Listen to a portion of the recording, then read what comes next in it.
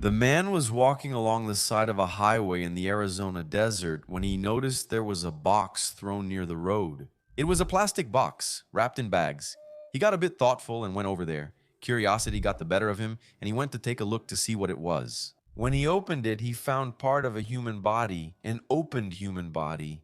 There were no organs in that piece. When the police started investigating that find, they had no idea yet that it was connected to the life of someone who had been freely moving around for years. On stages, at parties, luxury clubs, and millionaire weddings. Marcos Campos here. Welcome. Just a reminder, new episodes drop every Monday, Wednesday, and Friday. Turn on notifications so you don't miss out. If possible, become a member, leave a like or comment, even just an emoji. With that said, let's get to the facts.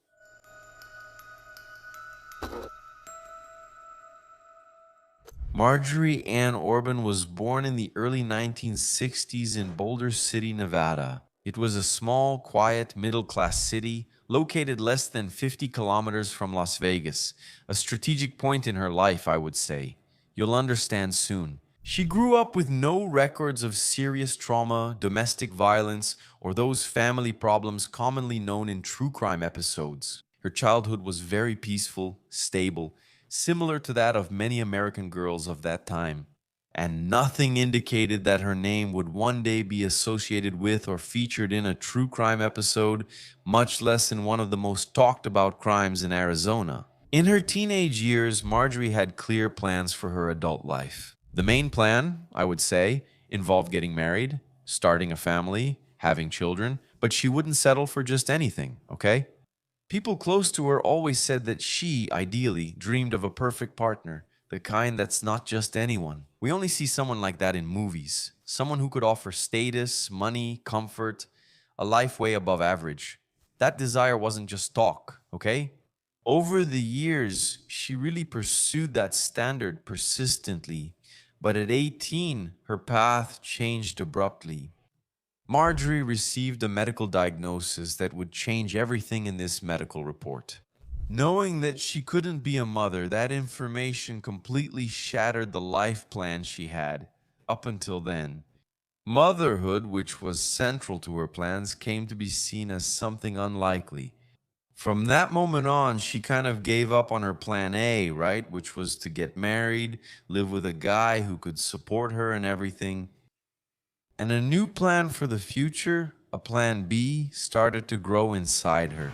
This new plan involved independence, money, and visibility. Since she was young, Marjorie showed artistic talent. Still a teenager, she started working professionally as a dancer and wasn't limited to school performances or local events. Far from it. She quickly started moving through major cities, traveling across several American states and even abroad. She even performed in places like Tokyo, Paris, Italy, Germany, as well as working on cruise ships, nightclubs, all of them focused on adult entertainment. And this career wasn't limited to dancing. Marjorie looked for any opportunity that would increase her exposure and income. She worked as a choreographer, model, extra in music videos, and even in small films. She took part in calendars and advertising campaigns and started frequenting places where producers, business people, and artists mingled naturally. So, in 1990, she even appeared in the movie No More Dirty Deals, which was a production directed by a guy named Michael J.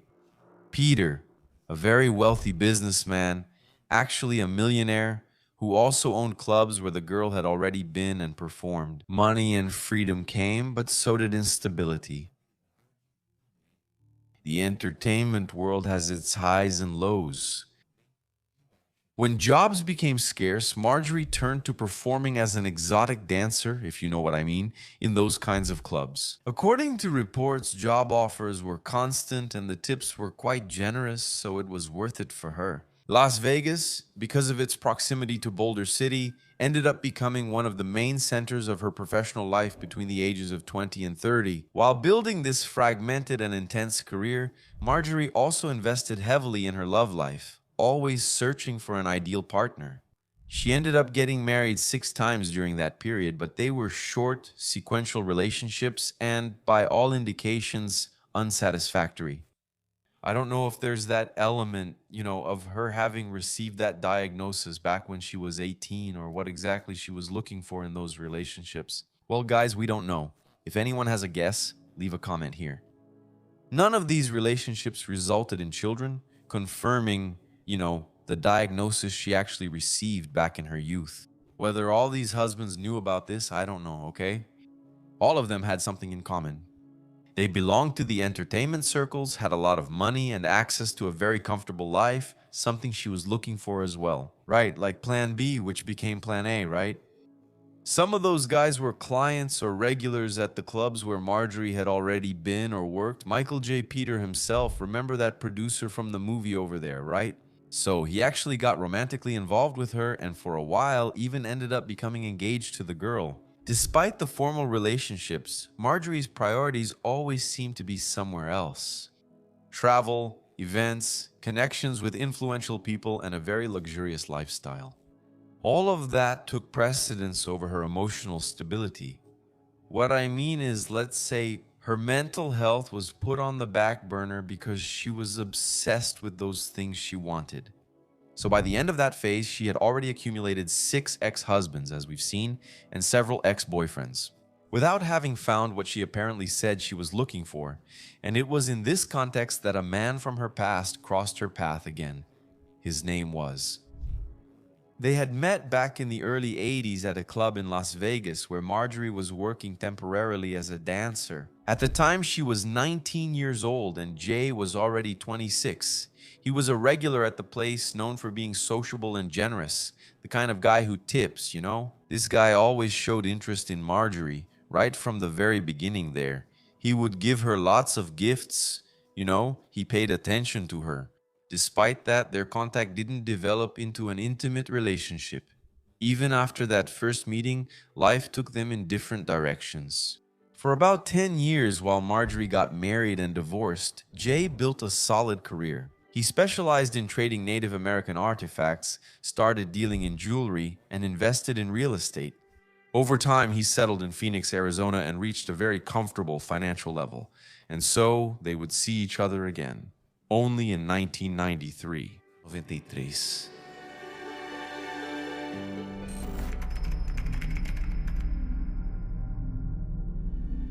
When Jay Orbin became part of Marjorie's life again. Let's say, in 1993, he was no longer just that friendly regular at a Las Vegas club. Jay was doing very well financially, as we've seen, and he was recognized in the market as a dealer of art and jewelry. He had a lot of properties, moved among influential people, and was truly able to offer financial stability. For Marjorie, that reunion meant something unlike anything she had ever experienced before. The relationship progressed, and quickly. A short time after the reunion, they got married in a simple ceremony. Actually, it was a more intimate ceremony held at the Little White Wedding Chapel there in Las Vegas. And the marriage marked an important transition in Marjorie's life. She began to step away from the intense pace of shows and the things she used to do, trips, performances, and she started to experience a more predictable, comfortable routine. Right there, in a house, in a home with a routine.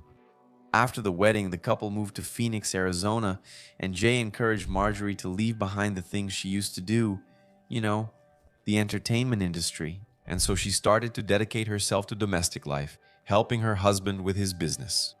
For the first time then, the idea of stability seemed to be materializing. They presented themselves as a functional couple with an organized life and shared plans. One of the biggest challenges faced by Marjorie since her youth resurfaced. However, during this period it was motherhood, wasn't it? Her diagnosis still weighed on her emotionally. But now, there were enough financial resources to look for some alternatives, and Jay financed medical treatments considered ultra-advanced. At that time, he didn't spare a single penny. There was no shortage of money. So after 3 years of trying, something that once seemed impossible happened. In 1996, Marjorie got pregnant, and the birth of Noah was seen by the couple as a miracle for Marjorie. That represented a profound change in identity. For the first time, she felt completely fulfilled. Let's say that Noah brought a Picture a mental scene, Making an analogy here, guys, the little baby, Noah, came and started clearing away all the bitterness, emotional exhaustion, and cracks. But anyway, let's move on. Marjorie enthusiastically took on the roles of mother, wife, and homemaker at that moment. In the first years, the family seemed very solid. Jay worked intensely, Marjorie helped manage the business, and their routine revolved around raising their son. During that period, nothing indicated, at least publicly, that that structure was about to collapse. However, as the years went by, signs of strain began to appear. The relationship between Jay and Marjorie began to face problems that involved both emotional and financial issues. Despite the high income, the standard of living demanded by Marjorie was very high. Luxury, frequent shopping, and excessive spending started to put pressure on Jay's business, and he had to travel more and more to meet clients. In short, renegotiate, do a lot of things there. To maintain Marjorie's lifestyle, the cash flow needed to be huge. In 1998, the couple made an unusual decision. They officially got divorced, but only for tax reasons. That's how it really happened. They kept living together, functioning as a normal family, yes, and even presenting themselves socially as husband and wife. It was just on paper. To friends and acquaintances, the separation seemed more like a bureaucratic detail than a real breakup? And it was in that context that Marjorie started getting involved in multiple extramarital relationships. That's when things really started to go downhill? But notice how the links in this criminal chain are complex, right? Much more based, I would say, on emotional issues, not things of the mind. One of these extramarital affairs ended up getting a lot of attention, okay? The man's name was Larry Weisberg. He was a production manager, also a bodybuilder. The guy was about 60 years old. Well, they met at the gym because Marjorie also trained there. The relationship intensified to the point where Larry started visiting the Orbin family's house. Of course, only when Jay wasn't there, right? When he was away on business trips, that's it. Despite these tensions, the couple kept up an appearance of normalcy in front of other people. If Jay was already suspicious of something, I don't know. Family events happened, social commitments, everything, they were living their lives. But the level of wear and tear was already pretty high. Jay kept traveling frequently, and Marjorie continued managing the house and taking care of Noah. In August 2004, Noah turned 8 years old. The birthday party took place on the 26th of that month. According to reports, everything went normally, Jay participated, the family seemed united, and there were no visible signs of any imminent conflict. A few weeks later, however, something got completely out of control.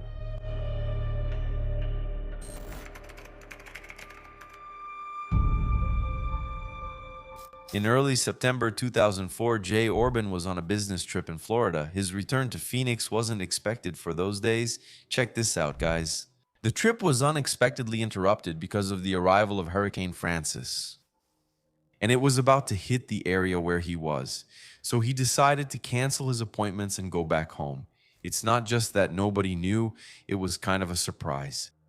That same day, his mother, Joanne Orbin, called her son. And the call happened right then, exactly when Jay was arriving in Phoenix. And this detail would only become important later, okay? During the investigation, when the police tried to reconstruct Jay's last movements, look, when he got home, Jay came across a rather complicated situation, I would say, okay? Larry Weisberg, the man Marjorie was having an affair with, was just chilling there at the guy's house, man. Jay wasn't expecting, of course, to find anyone there besides his wife and his son, right? Noah was 8 years old. As we saw, he was at home. He was sleeping there. The encounter between the two men there, right? Husband and lover. It wasn't peaceful. There was a violent confrontation between them. What exactly was said or done inside that house at that moment there would only be partially clarified later through versions that were even conflicting and somewhat disjointed, fragmented. What is known is that the argument involved shouting and gunshots. Let me explain. After that episode, Jay Orm was never seen alive again. On September 8, 2004, the day he turned 45, Jay simply disappeared. No celebration took place, and he made no contact with his mother or sister, which was not like him. He always kept in touch with everyone. Jay was described as a responsible man with no addictions, well known, and extremely close to his family, especially his son. Even so, Marjorie did not report the disappearance immediately. For about 2 weeks, she told acquaintances that Jay was traveling for work, something that, according to her, was part of his routine. And it really was. People knew about it. However, Jay's family, because of those particularities I mentioned, like not answering the phone, not sending messages, none of that, they knew that Marjorie's statement wasn't very trustworthy. You can't imagine the guy just disappearing like that, out of nowhere, not talking, not sending messages to his mother, his sister, his wife, his son, especially since it was his birthday, unusual, on September 22nd. So, in 2004, Marjorie finally got in touch with the police. When the investigators started asking questions, even basic questions, she showed resistance. I would say she was evasive, when providing information, like, for example, details about the vehicle, about she also didn't provide answers to things that could help find Jay. At a certain point, when a polygraph test was suggested, her response was short, direct, and straightforward. She said she thought it was better to call a lawyer, and this behavior, of course, raised a red flag, right? I mean, why call a lawyer? Shortly after, the Phoenix police obtained a search warrant and entered the Orbin family's residence. Inside that house, they found Jay's credit cards, checkbooks, keys, cell phone. Everything that belonged to him was there. This suggested that Jay had been in the house before he disappeared. It's not about whether he was traveling for work. He stopped by the house before disappearing for the last time. That's it. The investigators also went to his company, and the employees there confirmed that he hadn't shown up, made contact, or anything like that. And that contradicted one of Marjorie's versions about business trips, right? Because he probably needed to talk to some employee there, but nothing. So, even without a crime scene being evident at that moment, her story was starting to draw a lot of attention, wasn't it? So, about a month after the disappearance, did something change the course of this investigation?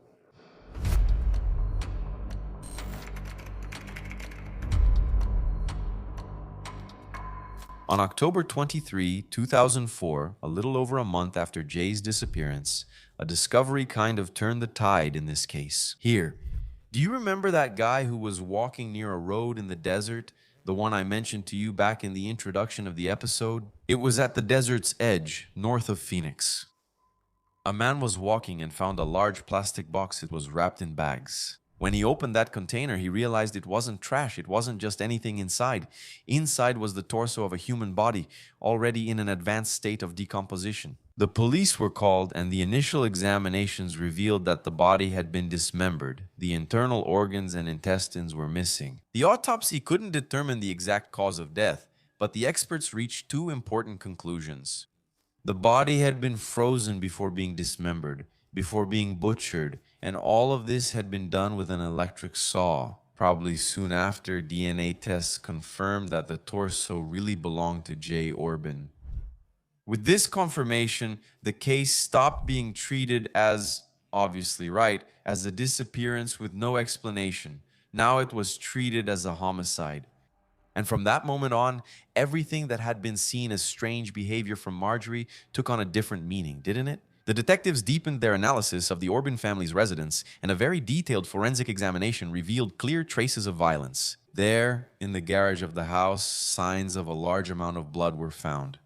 The place had undergone an intense cleaning. The surface had been washed with acid, then coated with epoxy and scrubbed with cleaning chemicals. Even so, there were still traces left. At the same time, the investigators began to track the financial movements.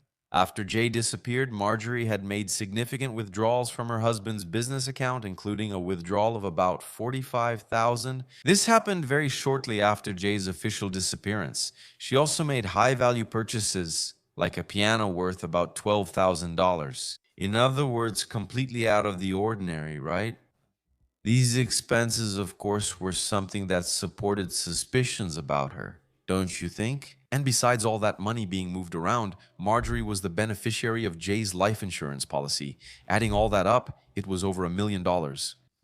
For the investigators, the possible financial gain started to be considered as a motive, and during this period, Marjorie's behavior continued to raise suspicion. In a phone call made by the police to try to schedule a polygraph interview with her, they heard someone, A male voice in the background, right there in the same room. That's right. A man was talking, cursing at the investigators, telling them to shut up. The voice was identified as being that of, that's right, Larry Wiseman, and this detail led to a new line of investigation. Shortly after, the detectives discovered that a remote control for Marjorie's garage was kept at the house of this Larry, Marjorie's lover. As you remember, right? In practice, he had full access to the Orby family's house. At that moment, Larry then started being treated as Marjorie's official boyfriend and maybe also as a suspect. Right there, isn't it?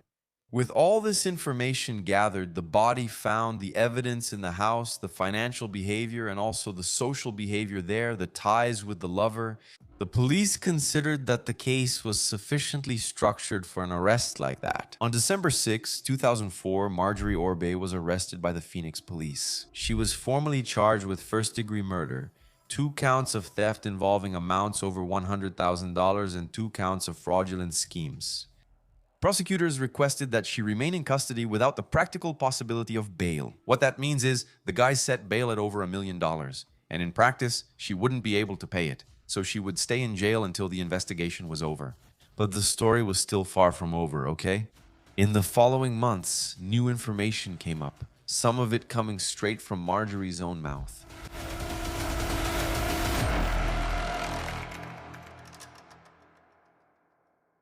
Months after the arrest, Marjorie Orbin was interrogated again, and this time she presented a new version of what had happened. According to her statement, she hadn't witnessed the confrontation between Jay Orbin and Larry Weisberg. Do you remember that when Jay arrived from his trip, she surprised him and caught the guy at his house? Well, she said about that she only heard the two of them arguing, yelling, and all of that was coming from the garage of the house. I mentioned to you that there was a trip and the reaction between them wasn't so good, right? Well, right after that, she said she heard a gunshot. She stated that she didn't see her husband dead and that she didn't know what had been done after that, probably with his body. This version clearly shifted the responsibility for the crime to Larry, right? However, for the investigators, this narrative didn't hold up in light of the evidence gathered. Marjorie's level of involvement went far beyond someone who just heard an argument and hid in the house. The amount of blood in the garage, the signs of deep cleaning, and the lack of immediate reaction after her husband's disappearance indicated direct involvement. Because it's like this, right, guys? The husband disappears and the person just acts normal. It's weird, isn't it? Other elements started to reinforce this conclusion. That's what the investigators thought. A cellmate who was there at the time of the arrest, while the investigation was being conducted, this cellmate went to the police. Actually, it was the guys inside the jail, right? And she stated that Marjorie had talked to her and ended up confessing to the crime. According to the report, she described the actions in great detail, taking responsibility for what had happened to Jay Orbin. And this testimony then became part of the set of evidence for the prosecution. In addition, a close friend of Marjorie also contacted the police to report threats made by her before the crime. That chain reaction, right? When someone is already in trouble and things start to come to light, more things keep showing up, So, according to this witness, Marjorie had said that she could shoot her husband in the head. On another occasion, she said she would wrap his body in a blanket and abandon it in the desert. These statements, made before the disappearance, came to be seen as clear signs of premeditation based on the reconstruction done by the investigators. What happened after the shots was the following. Take a look. The body was placed inside the garage of the house, out of sight of possible neighbors, so that no one could witness anything there and so on. Then Marjorie froze the body in a household freezer, but pay attention, it had been shot and was bleeding. But there was the dismemberment, right? So look at the premeditation, the level of awareness of what was happening. She knew exactly what was going on. So she freezes the body, puts it in the freezer after the body is completely stiff, frozen. That's when she uses the electric saw to dismember everything with the clear intention of not spilling even more blood there in the garage, right? The day after the crime then? Security camera footage shows Marjorie in a store buying 2 large plastic boxes, as well as various cleaning products. The purchases were made with her husband's card, man. One of these boxes was later directly linked to the disposal of the body. The barcode and the product serial number matched the box found out in the desert by that person who was passing by. As for the second box, which supposedly also had the other parts of the body, that one was never found.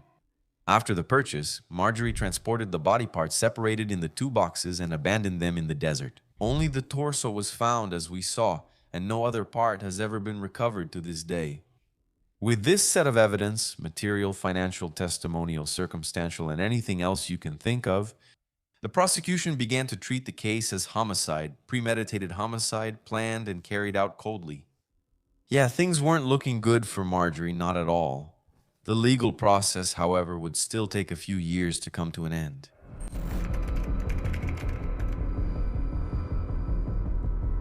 Marjorie Orbin's trial only began in 2009, almost 5 years after Jay's murder. This delay was the result of a series of legal strategies adopted by the defense, which managed to postpone the trial several times. When it finally began, the trial lasted for 8 months, which is considered quite a long time for a complex homicide case. During the trial, the prosecution presented a robust set of evidence.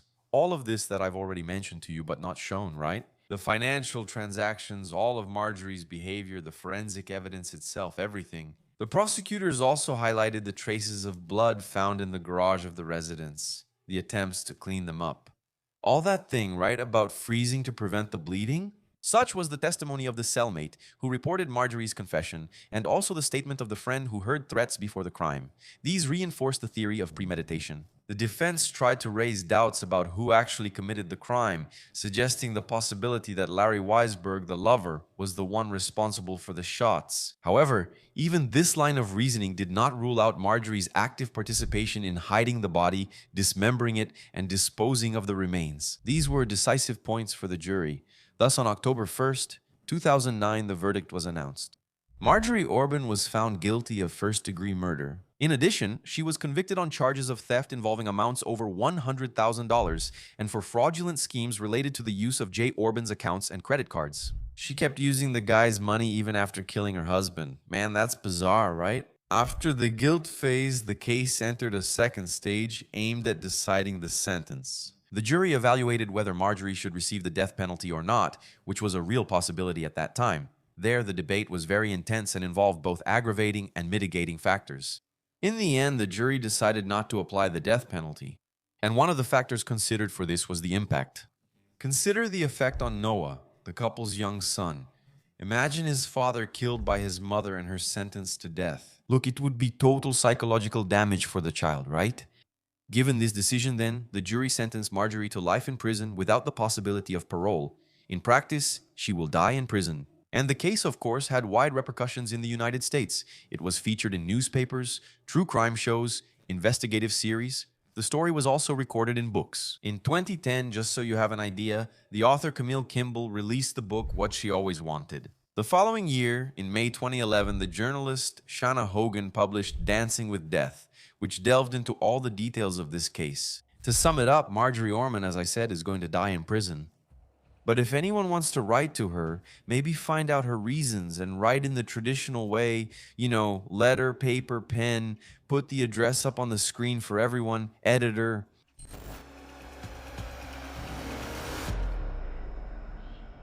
Weird, right?